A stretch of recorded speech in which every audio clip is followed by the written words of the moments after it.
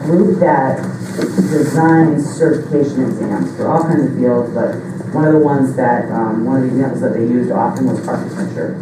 Architects used to have to go in and take like a 12-hour exam in a big gym. There'd be all these tables with all this, schematics and stuff that they would have to go and then draw and then go to the next table. 12 hours of doing that stuff, and they actually computerized the whole thing and cut the time down, I think, to 3 or 4 hours, so pretty good. Much better than a 12-hour in-person exam drawing stuff on the table in a gym. So the group worked with that group and the certification department, and I was actually the board liaison to that group, so that was absolutely fascinating. Be involved in that, to see the inner workings of examining what a test is, what a test is doing, what it's not doing.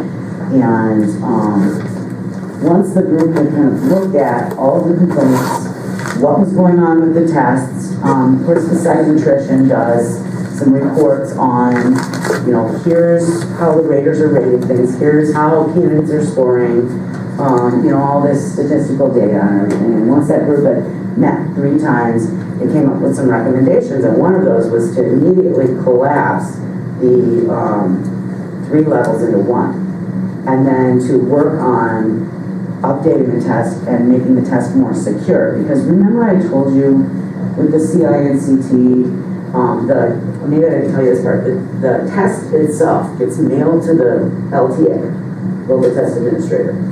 They have to keep it under lock and key until the candidate comes in. They put it in the machine, they turn on the video camera, all of that. Back in the days of VHS, right, they would tape with one of those big VHS cameras.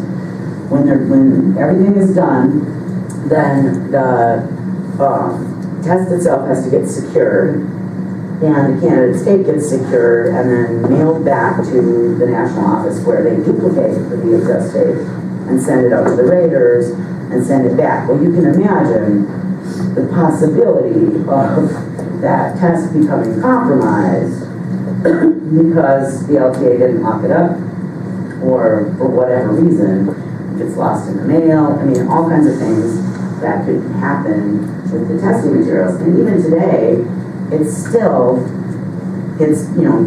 DVD now, mailed back to the national office, but the test gets sent, the CD of the candidate gets sent, it gets duplicated, it gets sent.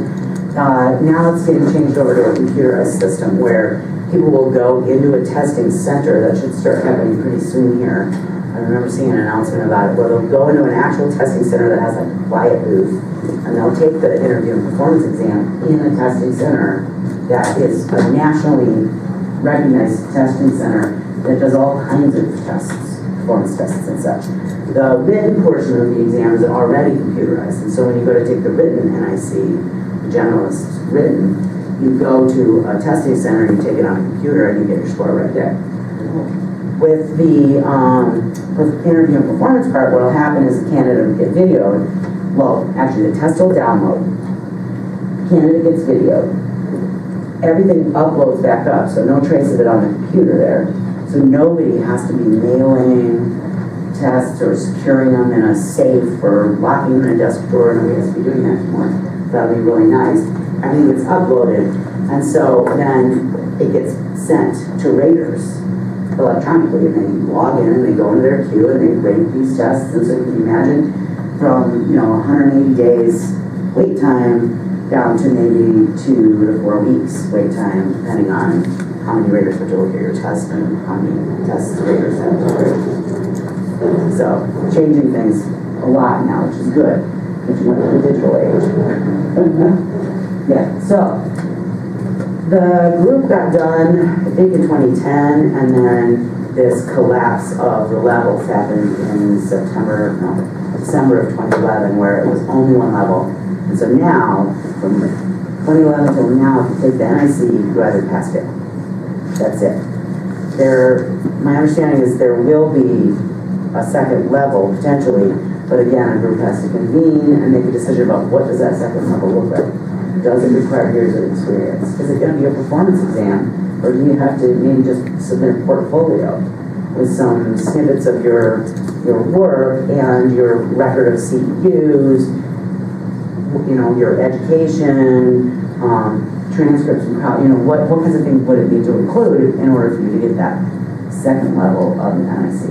But first, you know, for sure it's not going to be turning this test again into one test with 3 levels.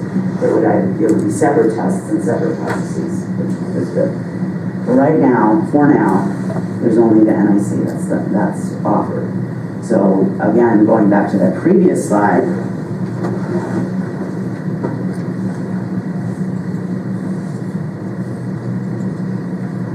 the NIC and all these other exams are offered, but the NIC is not the 3 levels now. It's just the NIC, SEL, CDI, OTC offered, and all the rest of the certifications, including NIC Certified, NIC Advanced, and NIC Master, are recognized as well.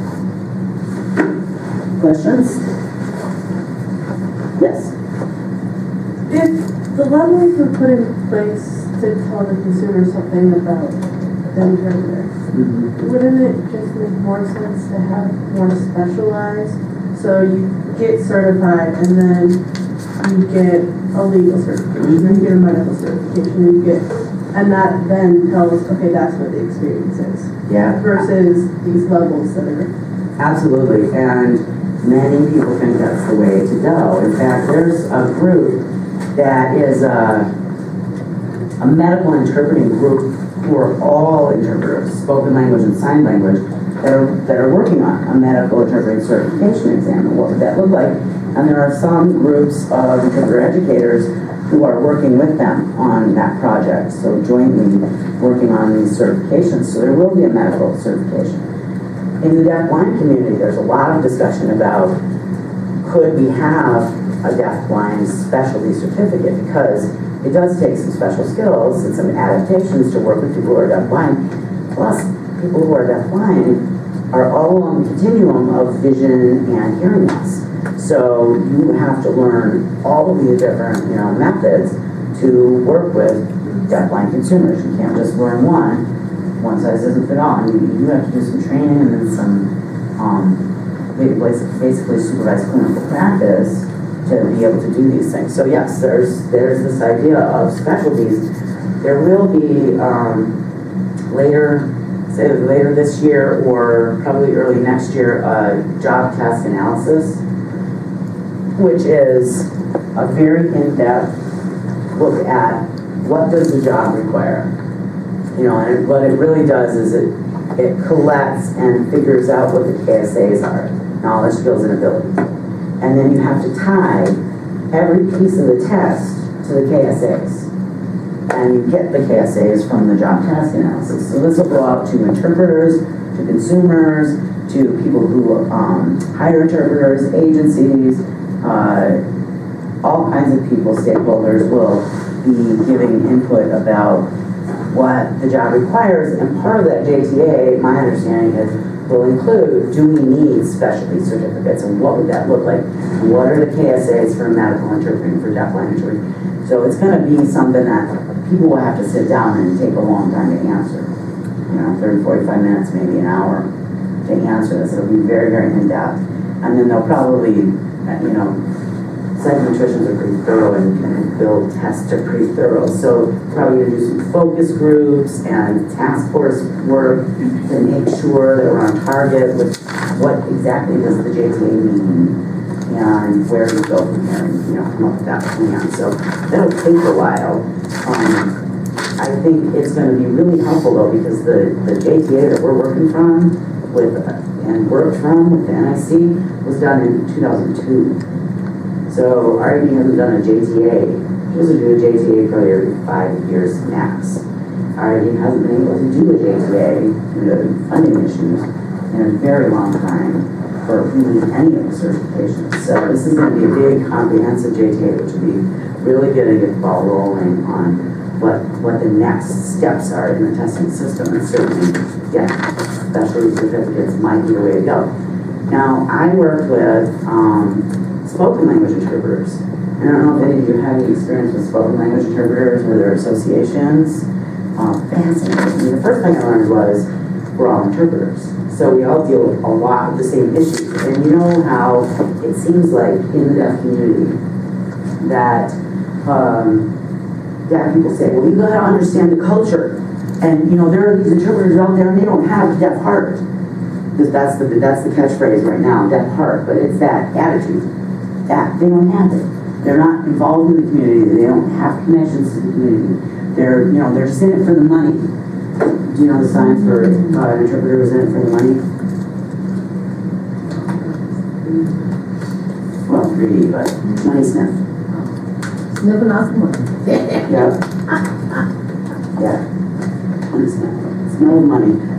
Right? So, in the community, people say that, oh, but you know, to be a sign language interpreter, you have to know the culture, and you have to have connections, and you have to have that attitude, or deaf heart, or all of that, you know, whatever the phrase is that we're using to describe that makes a really good interpreter.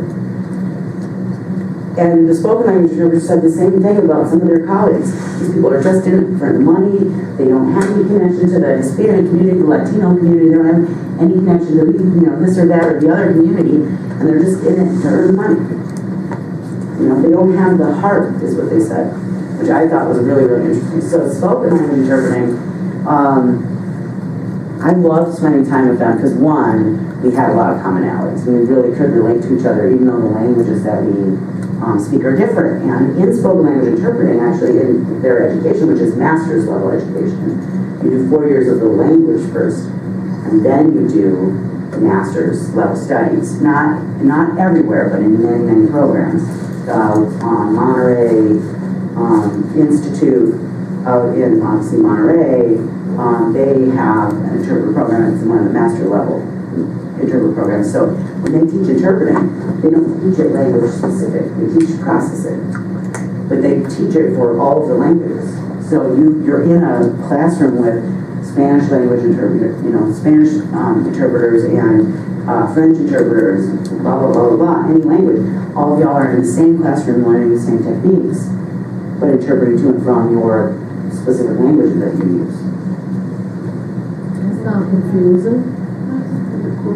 Yeah, I mean, so it's like unpacking the language part of it from the processing part of it, and so they teach multiple language groups at the same time how to interpret. So that's one difference, is they're at a point where some of their programs are master's level programs, they more so than ours are. We have 1 or 2 master's level programs and then 1 PhD program in Gallaudet for interpreting. So that education difference is there, although they still have community college interpreting programs, a few of them here and there.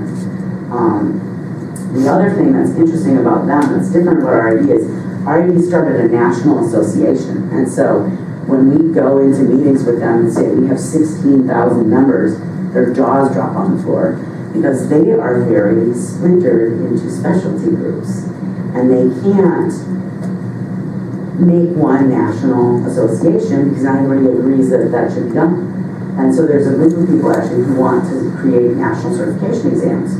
And there's a group of people who don't believe in that. And there's a couple of interpreters, excuse me, who run an agency, and they set up this summit of spoken and sign language interpreters to talk about issues like, should there be a National Association for Spoken Language Interpreters? Should there be national certification exams for all interpreters? You know, should we have all of us be involved in one organization? Which is really interesting, because they are. They have the medical interpreters, the legal interpreters, the community interpreters, they have the translators, and there's hierarchies, which, like with us, but we're one big group, but there's hierarchies of who's on the bottom of the community, who's at the top, legal, and then conference interpreting is like the top type of interpreting in their field, and so you have the Association of Conference Interpreters. Very interesting, very different pathways that we've taken, and their certifications, if they have them, are based on their specialties. So you take a translator's test, or you take a medical interpreting test, or you take a legal interpreting test, or you just do a screening. Like the agencies that hire them have developed these screenings that sub in for exams, but they don't have a national certification. So isn't that what the EIPA is a specific certification for just education? Yes and It's no. only used for Yeah. that now. Right. Okay, so yeah, we need to talk about the EIP, and I think the next slide is about the EIP, so we'll move to that. Now, that is an argument that still rages